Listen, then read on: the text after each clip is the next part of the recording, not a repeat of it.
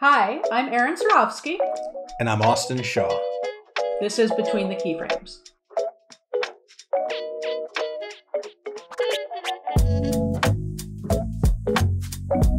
What's up, everybody? Welcome to Between the Keyframes. We are super excited. We have a very special guest, Justin Cohn. Yeah, hey, Justin. Hey. He is an interesting character in the story of the motion design industry. He's played the amazing roles of being a curator of exceptional content, studio insider, a consultant, and an outspoken voice in the community on not just creative, but all sorts of topics relevant to the industry. What we love about Justin is that he is interested in nuanced, detailed conversation. It's true. One that evolves as things evolve, and that because his role within the industry has been so varied, that he has the unique ability to look at things from multiple angles. So thanks so much for joining us, and yeah, we're super excited to talk to you, and yeah. Thank you so much. Yeah. Yeah. So I think when I first heard your name or read your name was when we would like obsessively look at Tween. Right? Like going back. That's going back. Like the beginning, right? The before times. Mm-hmm. And I want to like say I was in grad school. So we're talking like 99, 2000. Would that be accurate? Or was it just like DK when I was at DK, which would be like 2000, 2001, 2002? More like that area. Okay. Although I was probably doing some stuff, but not under Tween. Yeah. It kind of Tween was like early 2000s. Yeah. That's where I remember first seeing your name, which, you know, is really when my education really started in the industry and grew up. So I kind of like grew up with you kind of curating everything I know about motion design. Oh my God. That's cool. You know, it is That's cool. really cool. Yeah. Austin, when did you first hear of Justin? You know, yeah, probably the same. The tween days. I remember I was probably at like LK, like Permalance in there. And so you've got DK and LK. And for anybody listening, Digital Kitchen and Loyal Caspar. There you go. But looking and both institutions, important institutions, yeah. Right? And I was thinking about this because I was like, you know, it just wasn't, everything wasn't as centralized or as accessible, right? Like to have this kind of critique and voice and just sort of like highlights and showcases of projects in our little kind of like niche industry that was just kind of becoming something. It was cool. It was like a voice in this kind of void at that point. And then when I first applied to SCAD, that year, I think I didn't know you. I just knew of you. We both applied. You got the job. I got an email that was like, hey, your application's impressive, but like, you know, we're not going to offer you this position. And it's like, okay. And then like a couple years later, when you had made the decision to move on, I got an email and they were like, hey, are you still interested? And that got that topic going. And then Greg Herman, our mutual friend, you know, he introduced me to you and we started talking and I went down and did the whole interview and you kind of gave me the lowdown. But like the whole thing was that, yeah, like your decision to move on kind of opened the door for me to get the start of my teaching career. That is crazy. I don't know if I ever knew. Obviously, I knew when you came down and Greg introduced you on it, but I don't know if I knew that you and I were applying for basically the same position. I have to say, they made a mistake by choosing me over you. For hindsight's 2020. I think I understand maybe at that moment why they did that, like why they chose me over you. I mean, that was a kind of peak of like a motionographer in terms of like reach and all of that. You know, it was before Instagram and before Facebook changed its kind of policy around pages. It kind of turned those into like a pay for play thing. And so you know, we had some reach, and I think I remember talking to the dean, Peter Weissar at the time, who is no longer there. But I was pretty upfront with him. I was like, you know, this is going to be weird. Like, I've never taught before, and I'm moving, you know, back to Savannah. My wife isn't going to be teaching, so I don't know, you know, if this is going to work out. And he said something like, just do it for a year and whatever. If it doesn't work out, move on. I was like, huh. okay. We got now Austin in the wings. Yeah, exactly. Yeah, maybe so. I mean, he knew he had good candidates, that's for sure. I also wonder if like, yeah, like maybe they was trying to get like a little bit of a bump or something, like, you know, visibility or something. And I was super naive about a lot of those things. And I probably still am in many ways about a lot of this stuff, where I didn't realize like people's motivations weren't always what they maybe said they were. I'm not trying to make anybody sound bad, but I definitely made a mistake hiring me. I loved teaching. It's probably the hardest I ever worked was preparing for that, like basically year. I only taught for a year at SCAD, so I don't want to overrepresent my time there, although I have done a lot of things with them before and after that. But I loved it. It was really hard because, well, I guess I liked the fact that it required me to learn. And, you know, you think you know something until you have to teach it to somebody else. And you're like, oh my God, this is a lot deeper, you know, than I thought it was going to be. So I had a blast doing that. But the thing that I think, if I'm honest with myself, I really wasn't ready for it. It was too soon. You know, like Austin, you had this design experience, this deep design experience, design practice.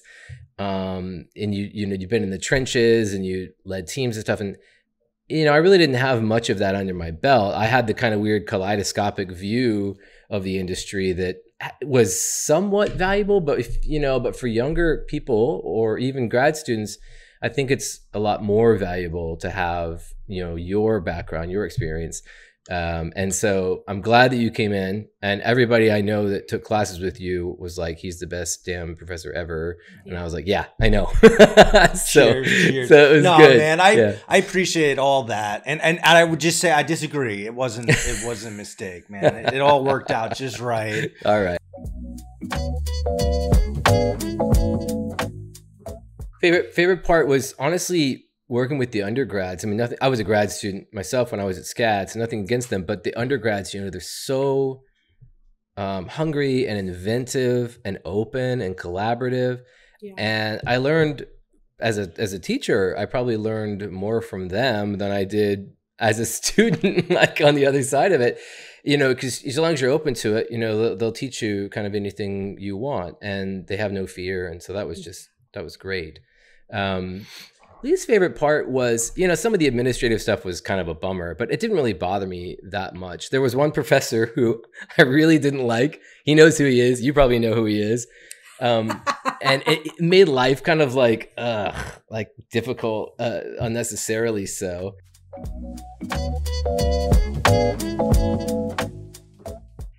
Yeah. But the challenge I have is, again, I'm not sure like of the value I would bring to the students, because what they want is they want people like you two to show them, you know, that creative process from like with the authority that you both have from doing it for so long and in so many different contexts. I can show them some other stuff and talk about other stuff, but I'm not sure that I'd be bringing like the right kind of, you know, value to them. Yeah, I'd like to go back to it at some point. I know Ringling's looking for a professor, so if anybody listening to this wants to apply, I think they're really looking hard right now. Yeah, I would say, man, you bring such a unique perspective. Like, you know, don't sell yourself short. Well, I think like what's missing from like motion design education now is not like keyframes. I think it's a little bit of what we're trying to do with our podcast here is talk about the stuff surrounding that there's a business that you're a part of. It's not going out into the world and being an artiste, though that is something you could do, but it's certainly different than landing at a chair in a company. One thing I remember when I was teaching, students get really concerned about is, am I a designer? Am I an animator? Am I a X? Am I a Y? Am I a Z? They're very big on labels. Like, yeah, exactly. The titles are very important. Oh yeah, It's like, why is you're on like some of the best work on the planet? Why is your title so and you got to plan your whole life out or something, right? Yeah. And I think this idea of personas is, it could be liberating for them, because they can be like, you can be like, you know what, you don't have to. How about right now? What do you feel like? And then they can try them on, you know, and that's much more, and that's real world stuff too. I think, you know, being able to switch between all those roles, that's interesting. Yeah. And now we have some history behind us. There's a whole historical context of why the industry is the way it is, how we got here, and understanding that context is very important, I think. And not just because we live through it and can speak to it, but I think it informs so much of why things are the way they are. Yeah. My friend and former kind of editor-in-chief of Motionographer, Joe Donaldson, we work together now at Buck, actually, which is pretty cool. We talk about one of the downsides of social media as a discovery platform for talent, and whether you're looking at studios or individuals, is there's no long-term memory. It's like, you're kind of scrolling through stuff. You find cool stuff. You're inspired by it in the moment. But when you want to go back and learn, it's gone. And good luck finding it, right? What Joe found when Joe was teaching at Ringling is, he would ask students, name like 5 studios that you admire. And it would be hard for them to name 2. And that is weird because when you graduate, you're probably not gonna, you need to, probably work someplace first or even freelance for places. And if you don't know anything about the industry, what the landscape looks like, then how are you going to get the best opportunities for yourself, So there's definitely a weird kind of gap that's opened up, I think, on the other side of this whole social media phenomenon. Which is a little unfortunate. Well, there's also like this idea of like content flowing to you and going to a place that has a point of view and curates the content. So there's like an editor. Like that's why magazines are interesting. And that's why we like to read the New York Times or do what we like to do. So, social isn't really that anymore. No. It never was, but it's certainly like discovery, but it's a fire hose, and the signal to noise ratio is usually pretty bad, right? I was gonna say that makes me think of something. We're working on content for an episode, archival versus disposable, right? And this just made me think that whole idea. And you said like fire hose, disposable, totally curation, it's like a bingo archival. Card. We're just like checking things off on the bingo card. Yeah. I love that disposable term. I remember seeing Illo, the Italian studio from Turin. They were speaking at Blend, I think, a few years ago, and they said they make disposable content. And I thought, God damn, that's true. It's kind of depressing to think of it that way, but it's true. They leaned into it, though, right? They created basically a tool for creating algorithmic generated animations for Bloomberg and others. And they were like, okay, well, if this is going to be disposable, then let's have, a machine mediate that and do the work, because that makes more sense. It's interesting. I wonder how artists are going to feel listening to this, because I have a lot of questions that like lean into that, because I think it's the artiste has been like elevated in our industry to a certain extent, and rightly so. Somebody's got to make this stuff, and there is nothing without the maker. But like, there's so many other things that go into it. And that's why like I've always tried to have a balanced studio with work that is slightly disposable, commercial, especially social. It's in, it's out, people's memory of it is like gone. It just lives on your website, and it looks old in minutes, whereas the film stuff and the TV stuff, if it's on a hit show, right? Like if it's not on a hit show, it's immediately gone. Right. But if it's on a hit show, then it's archival. So that for me has been like so much of a balance of what I've been trying to provide artists is that opportunity to like strike it every once in a while.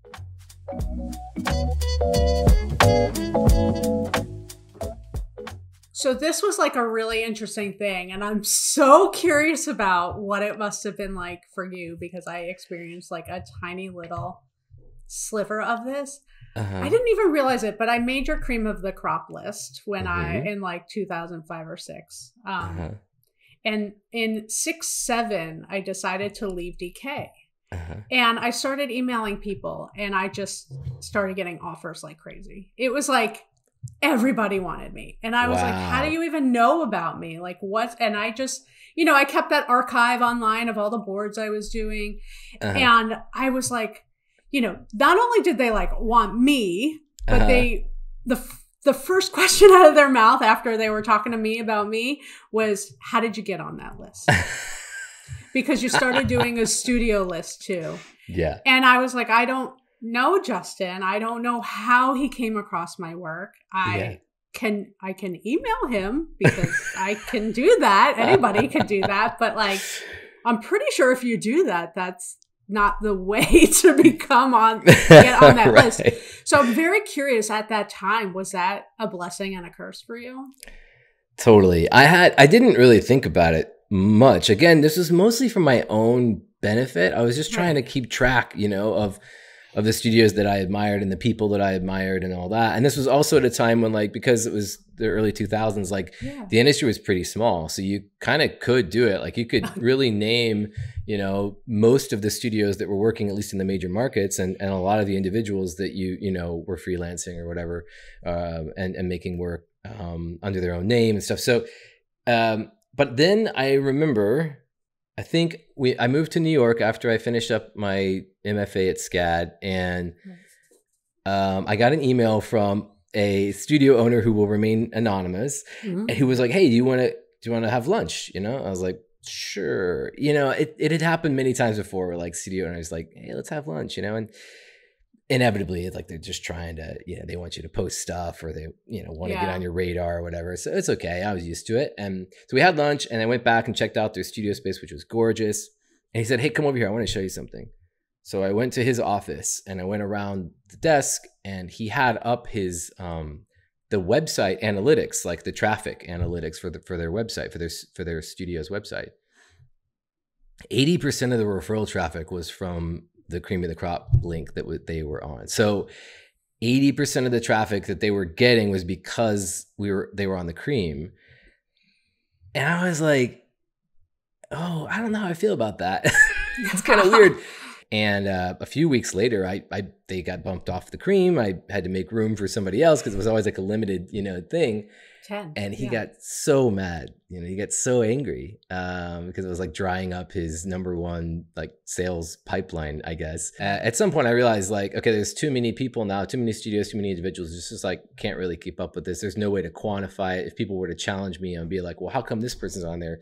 A lot of times I'd be like, you know what? I don't know. I didn't even know about them until you sent them to me. So, like, okay, the industry's matured to a point where it's not realistic to keep track of this. Although I still have dreams of reviving it, using more of a quantitative model. Yeah. Well, that's my next question is, who's the cream now? Oh man, it's so hard because the industry has matured and it's diversified, right? I mean, obviously Swarovski's obviously. Cream. Obviously Buck's got to be cream too. No, all the creams. I think all the creams, multiple creams. We got buckets of cream everywhere. Okay, so G Monk, we talk about. Right, of course. G Monk. Of course. But even he's a great example. If you just look at his career and you see all the ways that he's reinvented himself, the whole industry has done that too. He's kind of a microcosm of the industry in many ways. And that's exciting and fun. But what I think you have to admit is that like, that means nobody's really ever on top. It's like, and it's even if you were on top, it'd be for like 15 minutes and then, you get dethroned. Yeah. Well, like you're only as good as like your next cool thing. Yeah. That's kind of the thing that, well, certainly I'm always thinking about, you know what I mean? Yeah.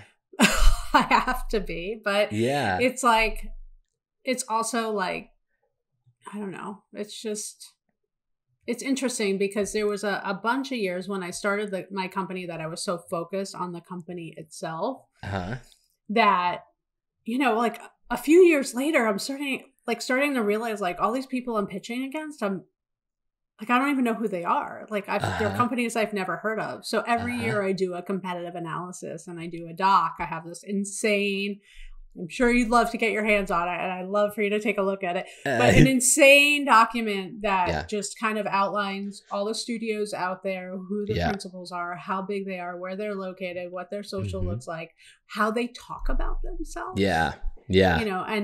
And how they kind of create that distinction and like how often we're bidding against them and, all of that. And so it's really interesting the last few years of, there are just a few legacy, what I'll call brands at this point. But then outside of that, it seems like every year there's these new things popping. And I think it's probably a result of the social media aspect, how findable people are very quickly for producers and things like that, you know? Yeah, there's so many channels, and then there's like for so much of the work, the disposable work that we were talking about earlier, you really only need one or two people sometimes to create that work.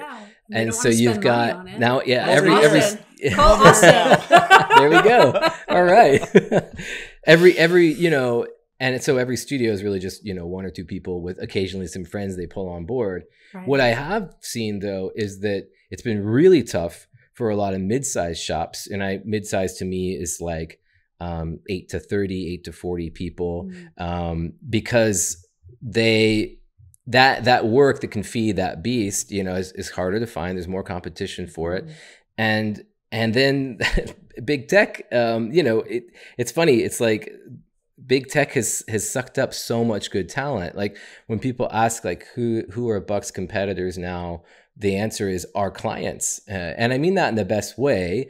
We love, you know, our clients and they're great, but a lot of them have built some pretty like formidable teams, internal studios. And when they make offers to people to run those teams, they're very attractive offers, you know? They're high, yeah. Yeah. And there's a lot of things that come with going in-house on the client side that I think people don't realize until they make the leap, and then they kind of go, oh shoot, like maybe I didn't understand what I was getting into. The number one thing being that like you go from when you're working in client services, right? You get so much variety, and as a creative person, you're getting challenged all the time. When you go in house, it's usually one brand, you know, and it's pretty kind of monolithic in a way, and that can be really hard. I remember I was at Apple for a summer working in Cupertino as a graduate intern. And it was an amazing experience. They offered me a full-time job at the end of the internship, which I was flattered by, but I turned it down because, and this was when the iPhone came out. This is like the time to join Apple. Yeah. And I turned it down because I realized like, I don't think I can do this. Like even just doing it for 3 months of like just one brand, and you know, and it's a very tightly controlled brand. It was very, very tough for me. Now some people love it and they do great. And when I hear that, I'm like, oh, well, awesome. Then that's where you belong. That's great. You know, but it is hard to see so much of the talent being consolidated and then sucked up into, you know, this client side. So it's hard to leave too, because your portfolio or your reel basically stopped where you left. Yeah. Plus the golden handcuffs. Yeah, that's right. But but like most of the work you can't show. Like even if we were to maybe do work with said place, then it would not be something we ever show. Yeah. So what was we heard a phrase, we've talked about this, like tech as a retirement community. That's how we talk about it. Yeah. That's where most of our contemporaries are. Yeah. That's where most of our contemporaries are, because that's where you have to go to make like that big money without being a studio owner or a principal somewhere. Yeah, if you don't want the risk of the studio. Right. Yeah. And I like as a studio, I get that. That sounds like quite desirable. But there's like I get to talk about my work. Yeah, it's hard. I mean, Buck, you know, we work with a lot of those companies, and there's so much work that is absolutely amazing that nobody will ever know that we did it. You know, and that's heartbreaking. Just curious, how do you feel about the impact of motionographers has had on industry as a whole? I think looking back, we participated in this like probably 10-year-long struggle to define and legitimize the field, right? Because we're talking about a time when nobody even really agreed on like what is motion graphics, what is motion design being the kind of newer version. I remember design. Every time I gave a talk anywhere, I would spend the first like 20% of the talk just trying to define the thing, because if I didn't, then there was confusion, you know? And then, you know, then it seemed like, we kind of agree. Although a lot of times, you know, we would post things on Motionographer and people were like, this isn't motion graphics or this is just animation. And I'm like, well, I mean, you're splitting hairs by, you know, my animation's the kind of big umbrella under which all of it lived, really, you know. But it seemed to settle down over time a little bit. And then there was a kind of faction that I think rejected, and still to this day rejects, using the terms like motion design and motion graphics, which is fine, who cares? But for me, it's always been about saying like, if it's, you know, character based, narrative work, then I just think of that as animation. And then if it's, basically graphic design in motion, then that's motion design. I think like we've all struggled in talking about ourselves as studios. That was part of like that competitive analysis thing that I did, was like, I want to know how people are talking about themselves. What is the language they are using? And like, even we came up with this thing, we are makers. And I say it in that voice because it's like, God, I don't know. We just make shit. We use live action, 3D, 2D.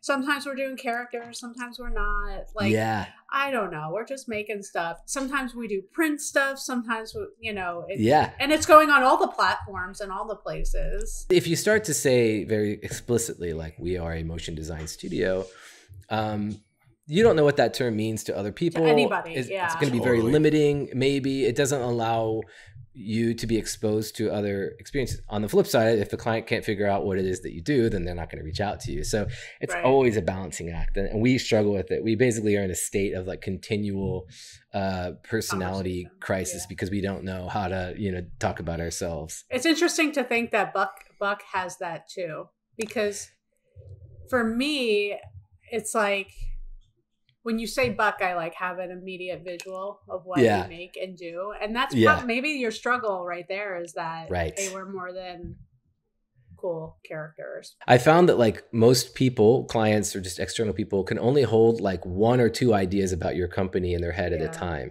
And as soon as you start trying to say, like, but we do this and this and this and this, they're like, okay, pick 2 because I can't keep all that in my head at once. It's so interesting. I feel like our clients over the years, depending on when they started working with us, that's what and how they work with us in the future. So like, that people from the early days, I think of us as a motion graphics, motion design studio. They very rarely think of us for live action. And hey man, that has the best margins on it. Yeah, it's like all day long. You're $50,000, $100,000 to do like a quick swoosh sold. Let's do it. But then, there were, like the Shameless years when people saw that title sequence and started thinking about us more for live action and narrative and all that stuff. So that became like a thing. And that's when we brought on more directors. And so we like kind of leaned into that. And now with like all the visual effects, like the staircases and things like that, now we've moved into this, like, if somebody's becoming introduced to us now, they're like, oh, you're the big boutique. Yeah, that's super interesting. It's very interesting. Going from like an old school rep model, which I don't think people probably even understand, but when a producer at an ad agency was looking for somebody to make a thing, they would go and get 3/4 tapes of all the companies they represented and send over reels to agency producers, these reps. And they would be like, I got something for you. And then likely you would bid on the job if you were appropriate. Well, now those producers could find you via the internet and via Motionographer, and they didn't necessarily need to go through that like older system of having somebody like curate for you. So, but like those relationships were big deal relationships, and it took a while to kind of, and there's some still exist, but like there were kickbacks involved. I heard about like Birkin bags and all sorts of stuff going on for, funneling work to people. And it's very costly for a studio to be involved in that. Like, it could be up to 10% of the cost of a job just being handed away. I remember 15% in some cases, some reps that I was friends with. Yeah. But I think Motionographer had a big impact on the industry in that way, because it really made everybody it demystified. That's interesting. That's good, I think. The whole thing. I think it's great. I really hate that old model that you were describing. The gatekeeper model, the rep model, the kind of old, and it still persists in live action. Live action hasn't, in my opinion, changed nearly enough. And I think part of that is because, live action commercial directors and commercial production companies, there's like this at least perceived on-ramp to like Hollywood. So it feels like, when you're getting a piece of this director to do your Pringles ad, well, and they're going to do, next summer, they're going to be directing a Marvel movie. People, the agency people, and this is not the client side of it much, it's more of an agency phenomenon. They wanted, it's called star fucking. They wanted to be on set with that super big name director who had won 18 Cannes Lions and was like, you know, the hot shit last year. And they wanted to be drinking champagne with them in the edit suites. And all, it was this whole thing, right? And all that stuff gets marked up, by the way. Well, the clients and, you know, shifting to a company now like a Buck, we work a lot with agencies and they're great. I don't want to disparage them. It's changed a lot too, but we work a lot direct to client, you know, and the clients don't really care that much about that. It's our experience. They're like, can you make good stuff and do it on time? You know, I have a little bit of like a punk rock ethos when it comes to this stuff that I want things to be flat. I want access to be easy. I don't believe in gatekeepers and all this stuff, even though running Motionographer, I was a gatekeeper, right? I was a person who was saying like this, but not that. And so I was kind of talking out of both sides of my mouth, I guess, just now, but that's the reality of it. Yeah. One thing I think it might be helpful for viewers, listeners, maybe even just to define that roster-based model, because we kind of jumped into it. I know for me, like when I first started, I was interning and then freelancing at Curious Pictures, and they had that model, right? They had directors and then, you know, the newer studios, it was more collective. And then over the years, as I've seen some where it's like we've gone back to that that roster base, which I'm kind of seeing as an extension from really film production companies that have that, you know. So maybe defining like what is that model versus the collective. So on the roster model, it, you know, when you are looking at a studio, what you're going to see is on their website, usually a director's page that lists all the directors that work at that studio. They may not actually work there full time though. It may just be that they have an agreement with that studio that says, look, you're going to try to find me work. This is an exclusive agreement, let's say for North America. And if you get the work, then I'll direct it and you guys are going to produce it. Your staff animators, your staff designers, your staff compositors, VFX artists are going to produce it. And so you get the directors essentially pitch on work, which is a very time consuming and can be expensive thing. And hopefully if they win, then the studio or the production company as a whole benefits from that. Everybody benefits from that. So yes, if you go to psyop.com right now, or, you know, I mean, many studios have this model. Hornet is a like very successful director. Nexus Studios, very successful roster driven, you know, kind of production company model. And you're right. I think it comes from the film production world, that's for sure. And Curious Pictures was interesting. Such an institution. So many amazing people came through there, and they kind of did both, right? They were doing live action and animation and kind of blurring the lines between them. They were very pioneering. I don't know if they ever got like full credit for how important they were to the industry. It had a great logo too.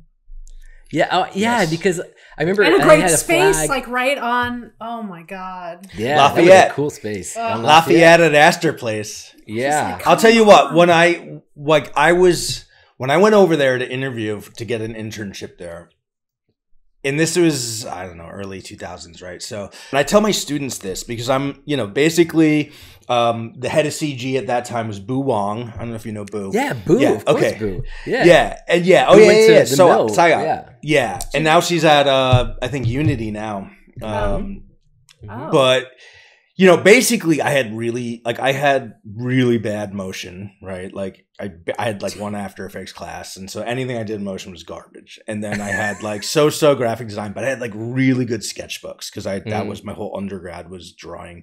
And she was basically like, based on your strength of your sketchbooks, like we'll take you, because we like having people who aren't purely just software, right? And it was like, it's 4 days a week unpaid. And it's, but that's just how it was. Could you imagine saying that to a kid like, now?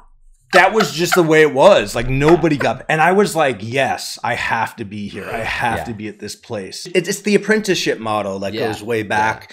Me and Erin have a joke because it's a word I really like, the atelier, that workshop, you know, the old school workshop from centuries ago, but it's that guild system of training. And we've actually changed it, Buck, within the last year. We don't call them interns anymore. I mean, we have internship programs, but they're called apprentices now, and we've tried to restructure around that. My new favorite like way of thinking about what we're trying to do is like that we're basically trying to build a big art school, and we fund the tuition through client projects, but it's like really just a big art school. And this idea came out really out of our Amsterdam office. The guy who runs that office, Vincent Lammers, who was at Ambassadors before he was at Buck. He's just I love the way he thinks about culture and education being like just ongoing and an intrinsically rewarding experience. It's not about making necessarily cool client work. It's about learning. And then, I accidentally created something cool while I was, learning and collaborating with my friends, my fellow students, So wait, that's interesting. So you're trying to, when you say art school, are you trying to model the work culture around art school or actually make an art school? I would love to get to the latter. Yeah, it's more about like a work culture and that kind of openness and vulnerability and like cool. Keeping your ego in check thing that art school just does by its nature, by the way it's set up. When you said you were 600 strong, I was thinking, where are you getting these people? Like, yeah, well, that's you grow them at that point. Yeah, you right? do. You have to. Yeah. I kind of did. At one point, my buddy David Crumley, who is technical director at Hush now, he called me and was like, "Hey, remember that company we both worked for many years called Inspire Learning? It was like my second job out of school. It's like a e-learning company. It did really interesting stuff in the early 2000s." He said, "Well, I've been kind of running our in-house animation and video production team.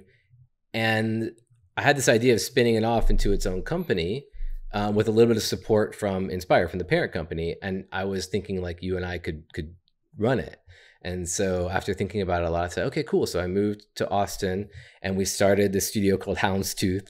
And because trying to jump in with both feet, it was interesting because we got kind of a kickstart by grabbing people from Inspire. And then, we already had a team and everything. But I did that for about a year and realized like, man, I don't know if I'm really cut out for this. I had a really tough time pitching and winning work, which I love to do. I love pitching, but then having to then turn around and then lead production on work was really hard because I knew all the constraints, right? I knew the budget and the timeline and I knew what the client was going to say.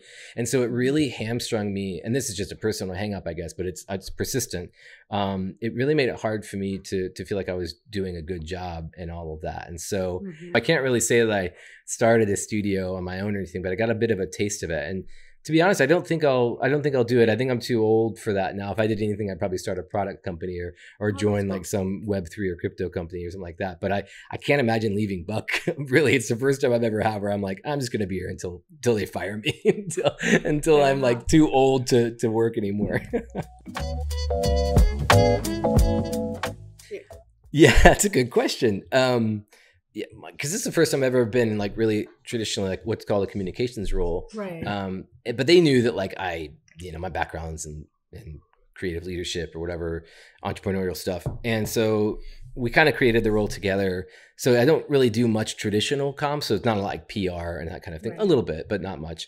And we have a small team that, runs all the social and for Buck, which is kind of a big job because the Instagram account has almost 300,000 followers. So it's like when we put work out, it's like, damn, we got to make sure this looks good. So, that's been really fun doing all that and getting stuff up on the website. But most of what I do, I think, is try to create sight lines from between teams so that people know like what this other team, so our experienced team, which works with our creative technology team a lot of times, they do really amazing stuff that is super cutting edge and crazy that other people at the company don't even know about, right? The 2D team or the 3D team may not know about it. And so trying to create sight lines between those teams, which is not just me, that's obviously like a shared effort, but and finding different ways to kind of keep people inspired by the work that their coworkers are doing. So it ends up being a lot of internal comms really and kind of culturally driven stuff. Now that we've acquired or merged with a company called VT Pro, and we'll be announcing some more news along those lines this year and next year. my job will involve, I think, creating sight lines between the companies within this family of companies, right? So I'm kind of, it's like a meta thing, meta communications, not meta the client. And I'm really excited about that. It's super fun because basically all I've ever wanted to do is be a professional cheerleader. It's like, I love the work. I still, after all this time, I still love motion design. It still gets me excited to see amazing animation. And the idea that I could just like start to basically champion the works within our family of companies that we're building is super exciting, super fun. So that's kind of where things are headed for me personally. But our team is communications team is growing, and we have amazing people. So it'll be changing a lot over the next couple of years. Awesome. You know, along these lines, and it kind of revisits a little bit that whole art school culture, right, and the creative opportunities or passion projects that kind of help build that or kind of feed that culture. And it sounds like your role now is a little bit of helping shape that. So one of the things that ends up happening just organically is if people have ideas for projects, a lot of times they'll come to me, do a gut check, or because I report to the COO and then the two of the owners, Ryan and Orion. They'll say like, okay, well, if I want to pitch it to them, like what's the kind of process for getting it there? I'll help maybe build a team around it, help. And then a lot of times I'll kind of back off once it's, going, once it feels like it's going. And so I'm not taking any credit for any of that. All I did was just pull people together.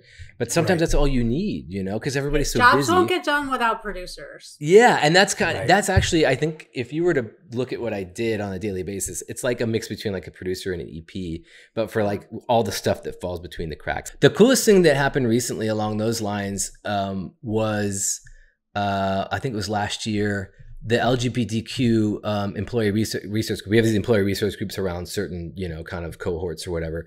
And the LGBTQI plus employee resource group, they were like, you know what? For Pride Month, we want to do something different.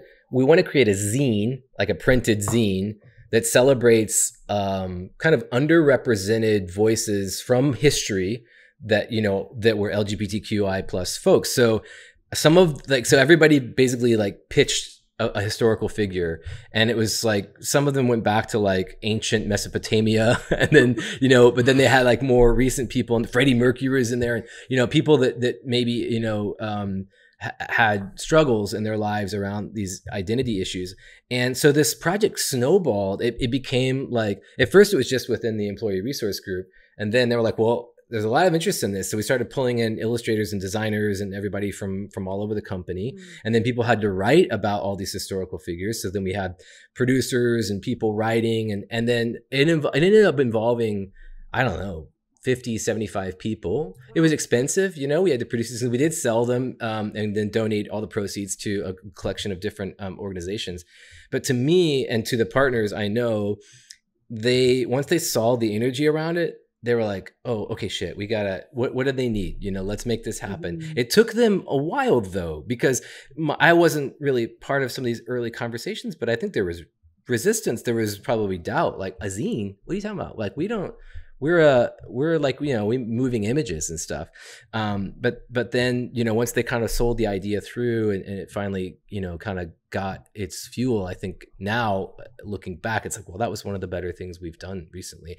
Well, look, I think one of the things that it occurred to me is that, in school, right, the culture in school, we're all trying to prep. We're trying to prep the students to be ready, right? Like get them as professional ready and as employable as possible, right? Yeah. And then from the flip side, like the work culture, right, in the profession, it's like trying to bring some of that art school culture in. It's funny, isn't it? It's they the were excitement. Kind of like yeah, exactly. And then like, it's a good point.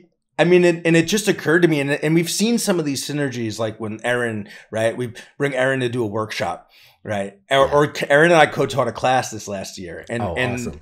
And when we've done those kinds of inspire type workshops at SCAT, right, and where you have this like kind of 2-3 day event where it's one part, it's structured like a brief, a brief driven project, but there's a creative energy, but there's not a client there that's like, and there's it's some of those, maybe, I don't know what you call it, the reality of some of those projects, but you just get a spirit of creativity and collaboration, and it gives the students a little taste of like, oh, so this is what it's actually kind of like. Yes.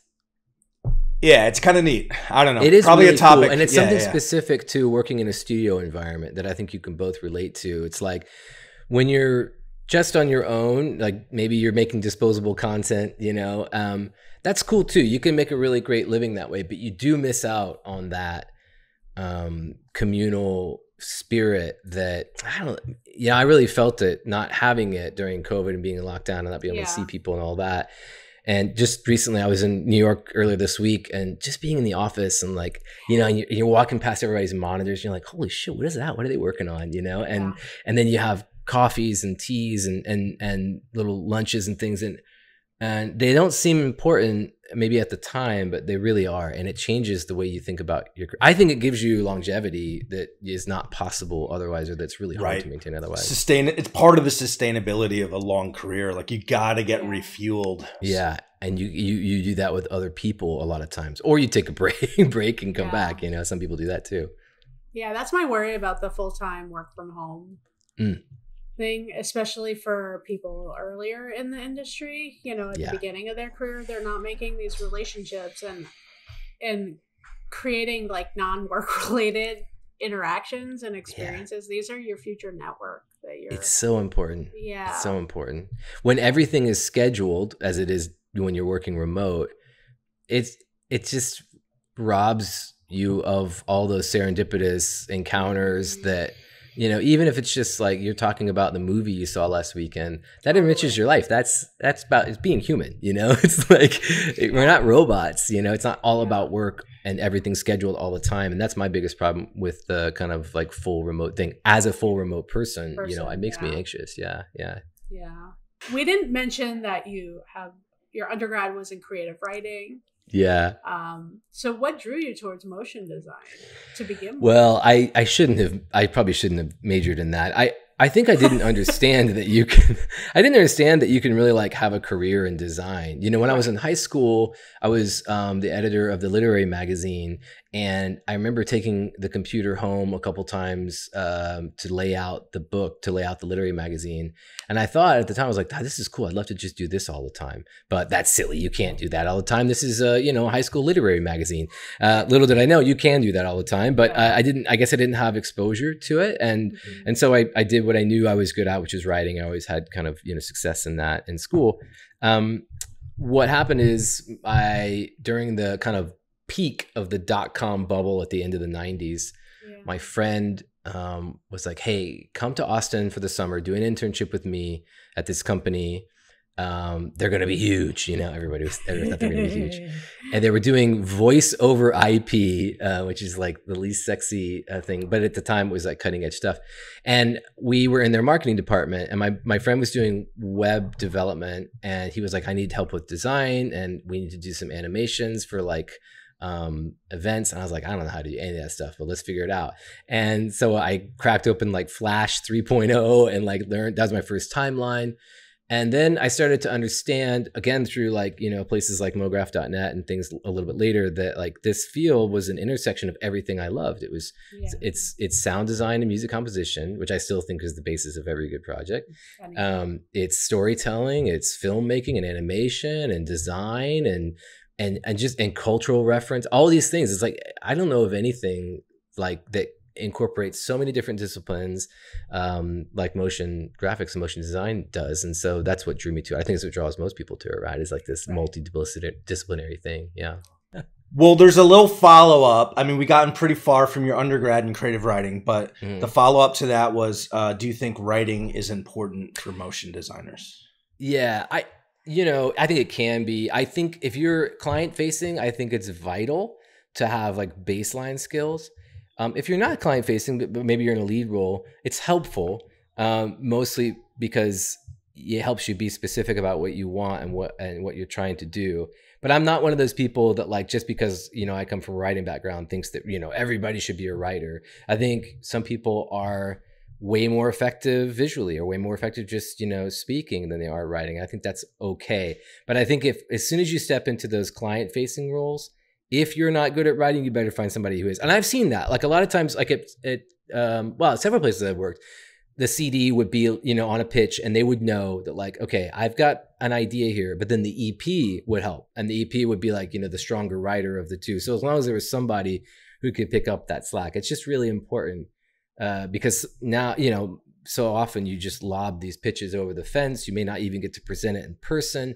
And so the writing is really important there. So if you're thinking of trying to like step into that business role, it's something to figure out or find somebody else who's good at it. I think it's really important because most of the people evaluating the work are not visual people. They're business people, they're producers, they're fellow writers. So they might look at the image and not understand that it's even going to be animated.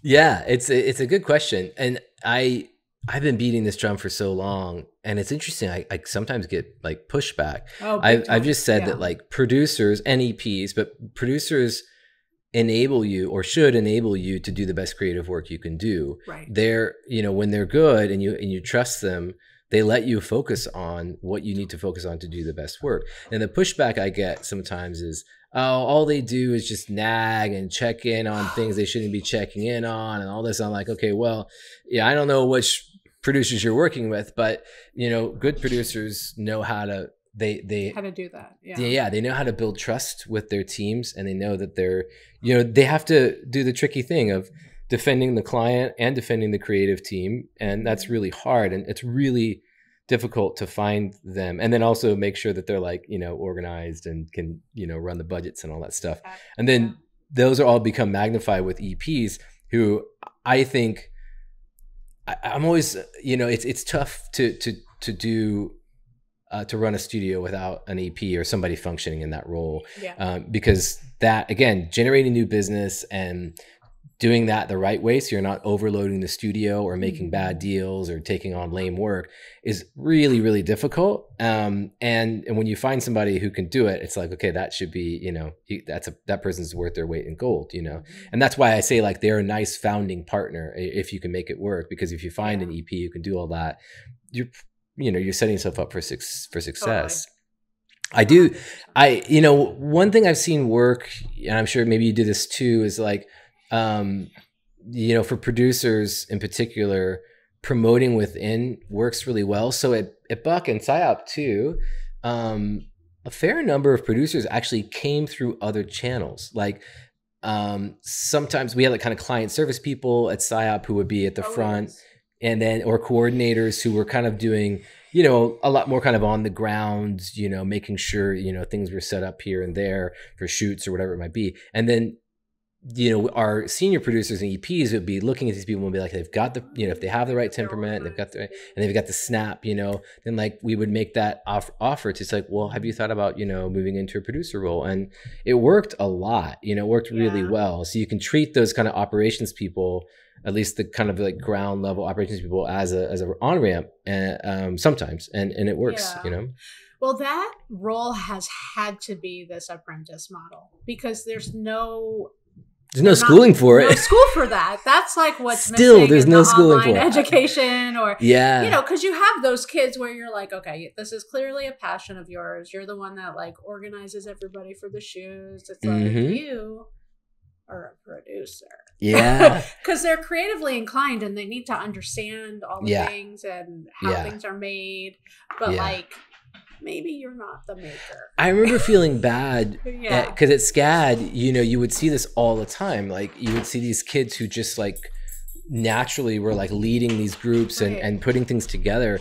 And I would say to them sometimes, I'm like, you might be like a really good producer. Project and I could see that it would hurt them because it wasn't something they could study. It's almost like they felt like they were a failure. They're like, well, I'm paying all this money to go to this expensive school so that I can be an animator. And you're telling me I'm a producer?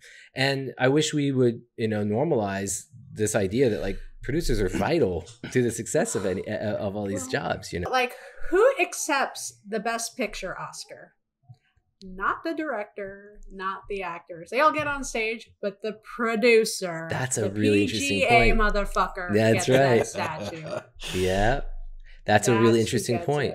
They are in Hollywood. they are the power They are players. it. They're the. That's it. The pinnacle of the They apex hire of the director. Yeah. They are the decider. That's right. And, That's right. And at my studio, I mean, my creative directors are like essential. I don't want to diminish it, but my producers like hold the reins on a job. Yeah. It's easy to see, you know, the creative directors are kind of the rock stars. They're out front. The spotlight's on them. And it's hard to win work without creative directors, but the opportunities come in the first place through the producers and the EPs, and the good ones know how to like find the right work. That's the other trick, you know, and nurture the right clients, the right relationships, you know, for your organization.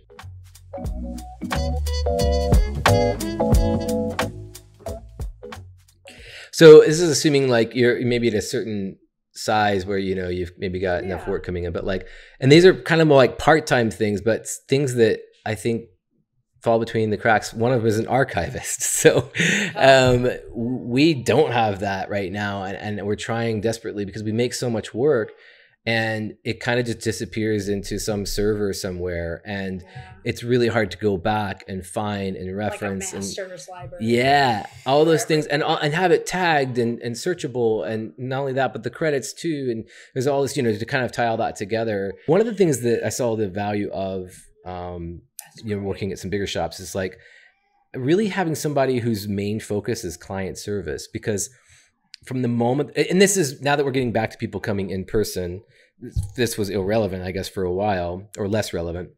But from the moment that a client comes in to your studio, you know, I think it should be like going to an amazing, you know, hotel where salon. Where, it's even better, where they're always anticipating your next thing, and it doesn't feel like they're in your face, but like everything is there for you, and you feel comfortable and at ease, and you want to be there. That is not something that's hard to do. That's not only is it a skill that has to be developed. It's like a classy liaison. Yeah, it requires, you know, planning and a lot of resource, a lot of time, you know, has to be put in to get that right. Yeah. That's great. Okay, so I want to ask a selfish question because you've been so close to other studio owners. What are the things that you think they missed because they were so close to it? Like any insights to share? Like, well, the big one, I guess, is not. I sit with my arms crossed. Right. Oh my God, my whole posture changed. Right. I gotta loosen up for this. Maybe not being honest with themselves about the degree to which their own personality dictates the culture of their company.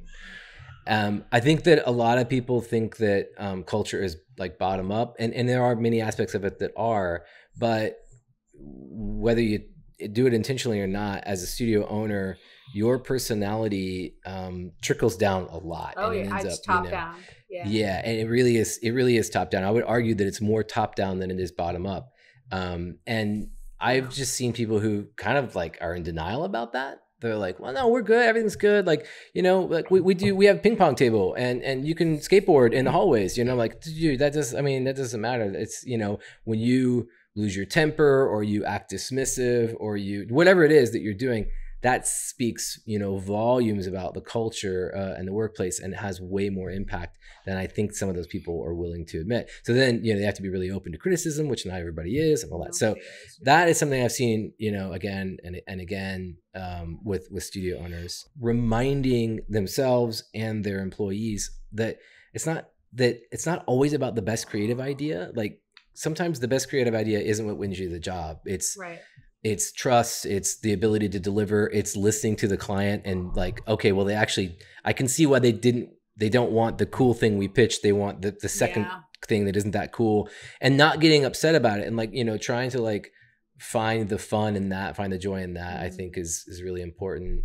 And then the other thing is just like, you know, the sweatshop trap where like owners, because you've got so much on the line, you're going to work way harder and way longer before you hit burnout than your employees, you know, like way more, you know, you're going to have way more tolerance for that. And so I think some owners aren't as vigilant as they should be about burnout, and maybe they don't take it as seriously as they should.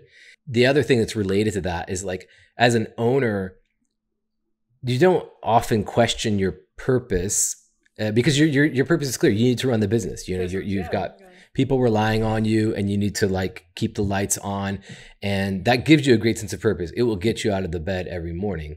But that doesn't work for your employees. You know, they need a sense of purpose. And so there's no universal answer here, but you got to find a way to connect what your employees are doing with something beyond them that they are, you know, inspired by. And that's going to be different for every company. But like that is something I think that it's really easy to think is like not important, but it's super important. That's how you keep people around. Yeah. That like really truly having a mission, like really truly having a mission, you know what I mean?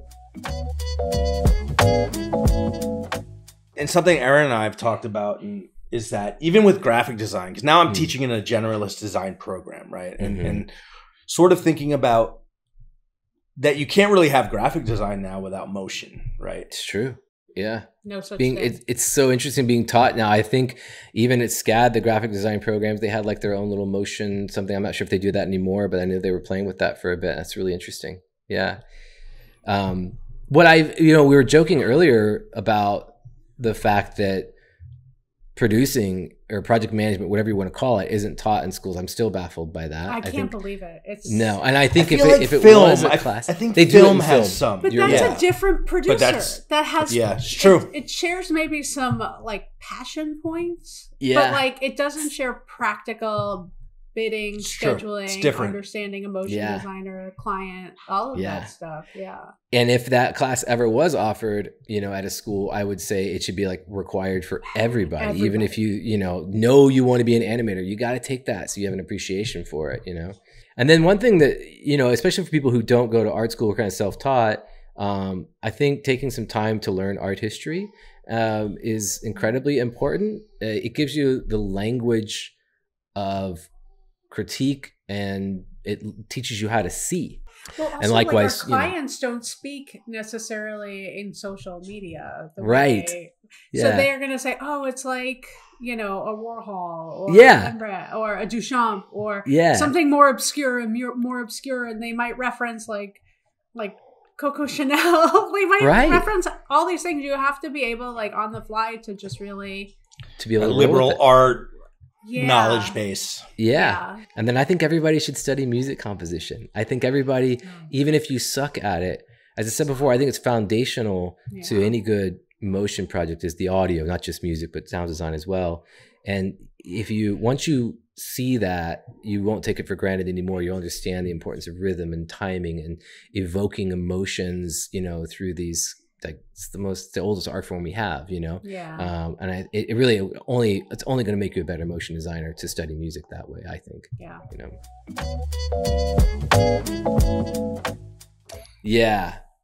I mean, this is a super interesting topic, and I think it's very tempting to kind of do like a all or nothing or a binary approach. I think the TLDR on this is that I think the best situation is when you do both. Not necessarily at the same time, although that's great too. But so the traditional model, you know, which is what I grew up with, and we probably all grew up with here, is I think the biggest benefit you get from that is the in real life, the IRL interaction with students, not so much the teacher. We tend to overemphasize the teacher. And, whoa, wait, what? And I know, right? The teacher, in my opinion, is like, you know, there to kind of orchestrate meaningful interactions with the students. And, you know, looking over the shoulders of your classmates and walking around, working on projects together, critiquing each other's work.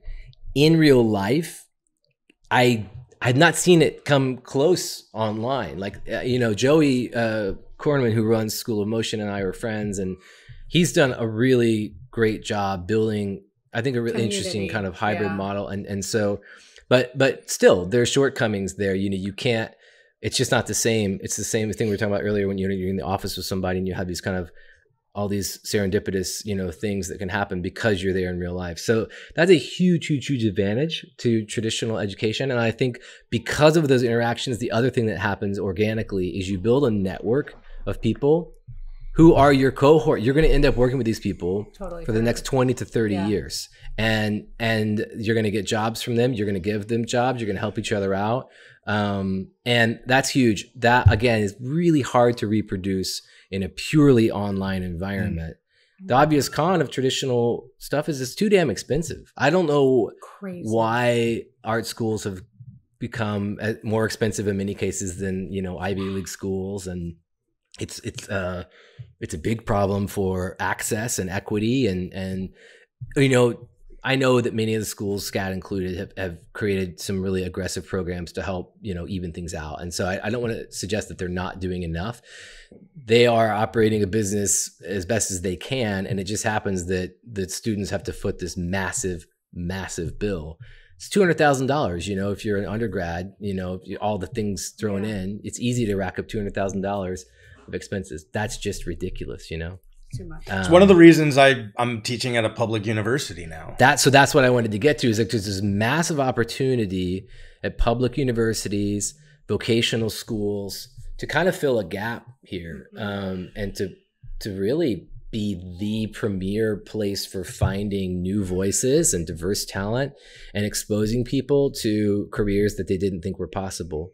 You know, the kids at art schools, you know, they're most of them super privileged. They have an idea of art and design, and that they can you know, do all this stuff. They know it's a career option. Yeah, right, so public school.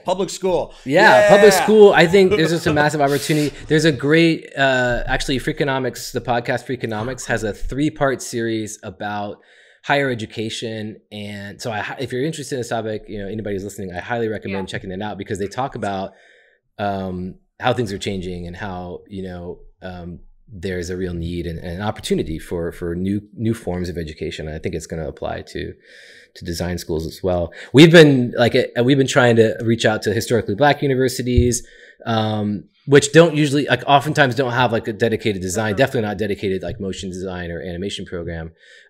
So it's hard to find that kind of talent at those schools, but it's been great for producers and other kind of like support roles. Hey, I got a public university here in Washington State. You guys there want we to come go. out? Let's do a workshop. That sounds awesome. So Joey, you know, with the online programs, I think there's been some consolidation happening there. So there's kind of a whole spectrum of things for the online education. There's kind of like piecemeal stuff, you know, Skillshare and maybe things on lynda.com or whatever. Well, I guess it's LinkedIn, but those are just like supplemental kind of things. You know, right. What Joey's trying to do with School of Motion, and I think he's had a lot of success, and has a lot. There's a lot more growth that can happen there.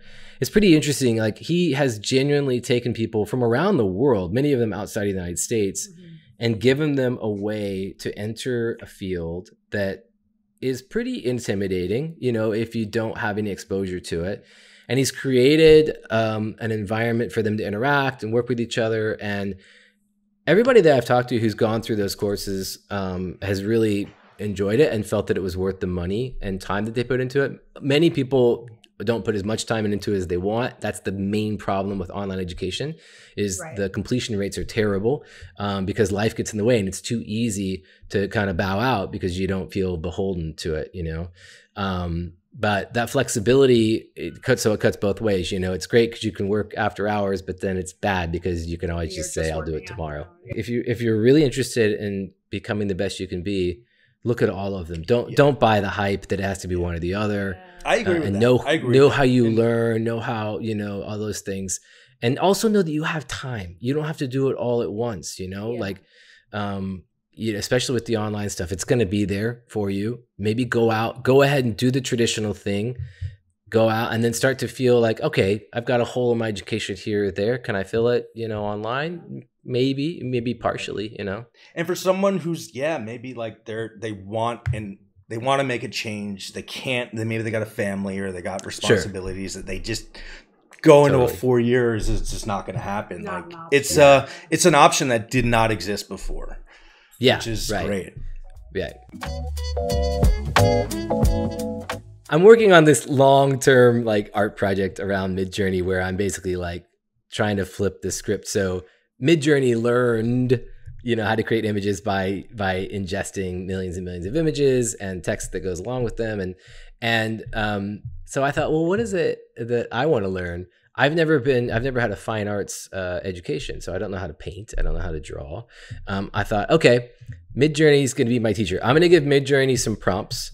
Midjourney is going to generate images. I'm going to select one, and I'm going to try to recreate that image in physical form. And so start this dialogue back and forth between me and this, you know, teacher. I was obsessed. Yeah, I spent all my time trying to build the site, was because, you know, I'd learned a little bit about blogging software, which, you know, there was no WordPress at that time, and there's some other stuff. But and then, you know, just spending all my time combing through, you know, different places, especially mograph.net, and trying to find that. It was a passion project. Never intended to be anything other than that. Just, you know, just passion. Yeah. So I have a question for you, because this grinds my gears. When I get a reel and it's on a website and it's like Wix and it's like all fucked up, and you're just like, with all the tools available and how accessible things is, like, for us to make a website back in the day, like, we had to know HTML. That's true. Like, we had to go, even if we didn't know the code, we had to go find it somewhere, copy it, paste it, test it, work with it, make it fucking work. And like, with all the tools available, this is the garbage you're sending me? I know. It's really, I know it shouldn't. Grinds my gears. I know. And it's like, there's no excuse, right? There's so many great tools out there. I think what happens is people feel like they have to get fancy and go too crazy with it. I'm like, no, just show the work, man. Just show the work. Just, you know? It's like the real. Clean, simple, professional. Yeah, exactly. Let the work speak for itself. Yeah, exactly. Okay. So people always ask me questions about, like, my life. Yeah. Like, how I balance it and all that shit. Yeah. And I just am just like, there's no fucking balance. What are you talking about? You prioritize in the moment and you work it out. Yeah. And once you get more responsibility, either in the form of relationships, you know, marriages and kids, or from, you know, running a business, you will find that you then are forced to create work-life balance. Right. But by that time, you've kind of put in, hopefully, that kind of first, you know, and like I said with Tween, I was absolutely obsessed. Now, I'll say that, you know, I made the mistake of getting married when I was right out of school. I was too young, and I was obsessed. I was just, you know, with work, the way we're talking about. And I think it ended up contributing a great deal to the end of that marriage. Like, that marriage failed. And I think a big part of it was me being, like, emotionally absent, because I took on this responsibility of marriage, and yet I was still doing the, you know, hustle, work all the time thing. And that was not right. That was, you know, a very immature kind of thing for me to do. So, but because of that, it taught me, like, okay, you know, I get really careful about the obligations you take on, the responsibilities you take on, and be, you know, mindful about how you manage your time. So now that I am managing my time, you know, I have all these, like, tricks of, you know, I have strict hours, and I block out on my calendar. Like, I don't allow people to book meetings before 10 or after 5 or 6. Now, if I was a junior person at the company, and if you saw all the stuff, people would be like, see you later, kid, you know? Right. But I'm in a position of, like, authority. And so I'm able to do this because I know that this is how I'm going to make the most impact. You've earned your boundaries. Right. Yeah. Saying no is a skill that you're not going to be good at when you start it. There's actually a website, starterstory.com/how to say no. If you need help on how to say no, it's great. But that gets easier the more you do it, and you learn how to do it without upsetting people. Yeah. With grace and courtesy and kindness and exactly. Yeah. I would love to be able to add an hour to Monday through Thursday and then call Friday off. Dude, yeah, why not? People are talking about that, right? There's a lot of experience going on right now. Because our clients work Fridays. Yeah, right. Well, that's right. Right. Japan is doing a big thing, right? 4-day work week experiment in Japan. It seems to be working out, and it's going on a few places. UK increased efficiency. Yep. Mm-hmm. Are you kidding me? Like, I don't know what owner wouldn't be interested in that. Like, because, like, if everybody's, because people are always like, oh, you own your own company, how great, you're your own boss. And to them, I want to say, fuck you forever. That is not always what working. First of all, your clients own your ass, right? Yeah. But then you're also in service of your employees too, to a certain extent. So like, you're never off. There's always something, 100%. Even if it's low stakes, like, it still requires your attention. If you have a great EP like I do, they kind of help manage some of that so you can be away. But like the idea, the only time I'm off is when everybody's off. Yeah. So like if I could have a 3-day weekend, I would be super on board with that. I just don't know how that's going to resonate. It's especially hard in client service stuff. It's because there's that reality. Product driven folks like my wife, for a while they were doing summer Fridays and you know, they would basically call it quits at noon on Fridays, and they were able to do that because they're a product company. They don't, you know, they don't have clients deadlines on their door. Yeah. Yeah. So agencies have summer Fridays, but they still have fucking time to email us. Yeah, how does that work? Because we're the end of the line. Right. They just roll it down the hill. We make the thing. So we're the ones that get like, you know, we get the time that's left between when it's sold and when it airs. And we don't necessarily define what that schedule is. So that's true. The crunch is on us. The crunch is on us. And I think that's like the thing about... That's the tough thing about this industry. It's one of my least favorite things about it. I think that's one of the questions. Yeah. Yeah. What are the cons? Yeah. One of the cons is that, we kind of are at the end, in many cases at the end of the chain. And that equates to like high stress, high pressure situations that really could be avoided if, you know, people up the chain were more responsible or more mindful of what they were doing. Well, how about the flip side? What are some of the pros? Yeah, what are some of the pros of the industry? The people. I mean, I honestly think this industry in general has the coolest people. I think because it's so interdisciplinary, you're working with people who just are inspired by life and inspired by music and art and design, and they love to share it. And there's a kind of rising tide lifts all boats mentality that's been around since early 2000s, at least in the United States. And I still think it persists to this day. And I love it. Talent or hard work? What is more important? So it's like talent first. Talent is the baseline requirement. And without hard work, you're just going to limit yourself. So, you know, they play together, I think. Okay. Cool. Favorite taco? Al pastor, Mexican style, cilantro, onion, pineapple. Oh, wow. I'm fish. Yes. I like a fish taco is great if I'm in California or something where they got the really good ones. Yeah. Well, we're going best case scenario. Yeah. Okay. Okay. Worst client note ever. I literally had a client recently, not at Buck, who was like, "Can you just do it again, but better?" And I was like, what kind of note is that? It was perfectly on brand for this guy who was just the worst client I've ever had in my life. How about what was the biggest mistake you made as a youngster in the industry? Yeah. Over-promising and under-delivering, like over and over and over. Just getting ahead of myself and be like, I can do that. I can do it tomorrow. And be like, Jesus. And it took me so long to stop doing that and switch it to the appropriate thing, which is under-promise and over-deliver. But yeah, I did that. I was just, you know, you get excited, you get enthusiastic, and just, it's so easy to overpromise. What were you like as a kid? Incredibly silly in social settings, like class clown kind of kid, but then alone, like really serious, like deadly serious about everything I did. So whether it was computers or games or making music, whatever it was, I was like super serious about it. So I had this like weird Jekyll and Hyde kind of thing. Okay, so we're going to do biggest gripe about kids these days, but also their biggest strength. Sure. Biggest gripe is that they think their employer is there to serve them, I guess. And the truth is like much more nuanced and interdependent, right? So that's a gripe. It's like there's like all these like it's this weird like competing thing where they're like this newest generation seems to think that you know, work is not everything. And yet they want everything from work.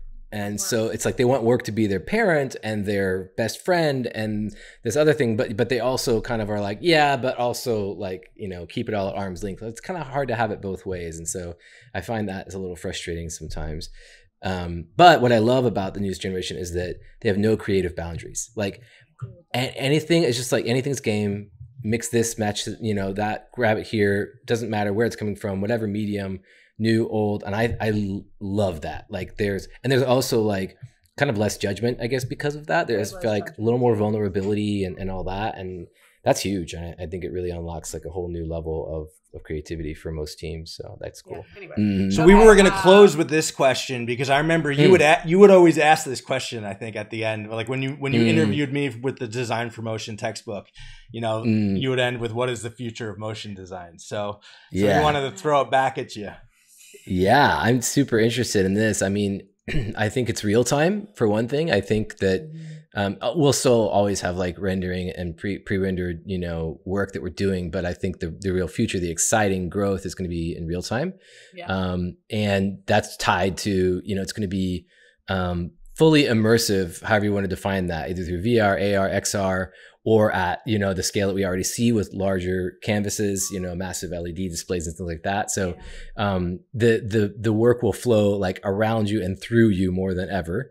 And I think I think it's going to continue, like motion design is going to continue to kind of like fracture is a little bit of a weird word because it sounds pejorative, but we're going to keep seeing it like in different areas turning into different things. I think you're totally right about fracturing and becoming tendrils, because we can really already see that in how motion design studios have started posturing in different directions and kind of creating lanes for themselves. I find that really fascinating. Because I love being a generalist studio, but like I totally understand like, oh, it would be just nice to focus on this thing. It would make infrastructure simpler. It would make staffing simpler.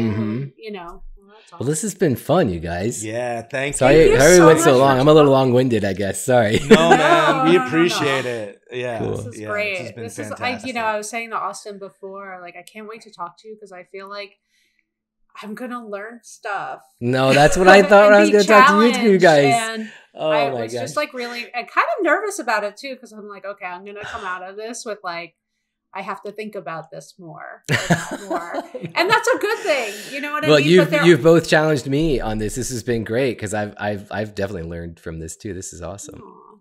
Thank you guys so much. Thank you. Okay, let's do our sign off. Bye. Cool. Thank you, Justin. Bye. Thank you.